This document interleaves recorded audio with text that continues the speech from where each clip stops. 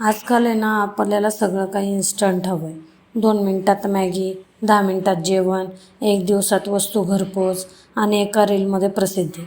आपल्याला वाटते की आपण वेगाने प्रगती करतोय, पण या इन्स्टंटच्या नादामध्ये आपण एका मोठ्या धक्क्याकडे वाटचाल करतोय. कधी विचार केला आहे का की ज्या गोष्टी इन्स्टंट मिळतात त्या टिकतात किती वेळ? आज आपण मनशक्ती नेटवर्कवर याच टॉपिकवर बोलणार आहोत. जो इन्स्टंटचा धक्का, जो तुमची मानसिक शांती हळूहळू संपवत चालला आहे. सायकोलॉजीनुसार जेव्हा आपल्याला एखादी गोष्ट लगेच मिळते ना, तेव्हा मेंदूमध्ये डोपामाइन नावाचं केमिकल तयार होतं आणि ते केमिकल आपल्याला हॅपी पण करतं. पण याचा धक्का काय आहे तर आपल्याला आपलं पेशन्स संपत चाललं आहे. आपल्याला वाट पाहण्याची सवय संपत चालली आहे. इंटरनेट 5 मिनिटं बफर झालं ना, स्लो झालं ना, 5 मिनिट लांब राहू द्यात, 5 सेकंद स्लो झालं ना, तरी आपली चिडचिड होते. हा छोटासा राग भविष्यामध्ये मोठ्या अँगर इश्यूजमध्ये बदलतो. दुसरं म्हणजे इन्स्टंट सक्सेसचा असा भ्रम.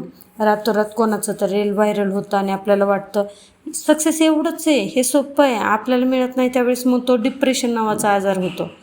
नाती आणि इन्स्टंट रिलीफमध्ये तर आजकाल थोडीशी जरी नात्यामध्ये कटकट झाली ना की आपण लगेचच्या लगेच इन्स्टंट ब्रेकअप करतो, नवीन जोडीदार शोधतो. आपण नाते रिपेअर करायला विसरलो आहेत, फक्त रिप्लेस करायला शिकलो आहे.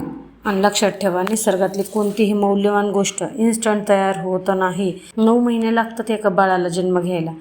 याच्यानुसार वर्षानुवर्ष लागतात वडाच्या झाडाला मोठं व्हायला आणि आयुष्य लागतं एक ब्रँड बनायला. पण आपल्याला आजच सगळं हवं आहे. हा इन्स्टंटचा नाद आपल्याला एक मानसिक पेशंट बनवतो आहे. आपण धावतोय तर खरं, पण पोचतोय कुठे?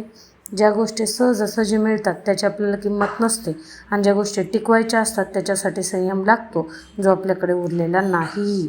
थोडक्यात सांगायचं काय तर आयुष्याचा हा इन्स्टंट धक्का टाळायचा असेल तर थोडंसं थांबायला शिका. प्रत्येक वेळी वेगानं धावणं म्हणजे प्रगती नसते. कधीकधी सावकाश चालणंसुद्धा महत्त्वाचं असतं, गरजेचं असतं. तुम्हाला काय वाटतं? इन्स्टंटच्या नादामध्ये आपण आयुष्य जगायला विसरतोय का? कमेंटमध्ये तुमचं मत नक्की सांगा. पेशन्स बाळगा, संयम बाळगा आणि आयुष्य समृद्ध करा.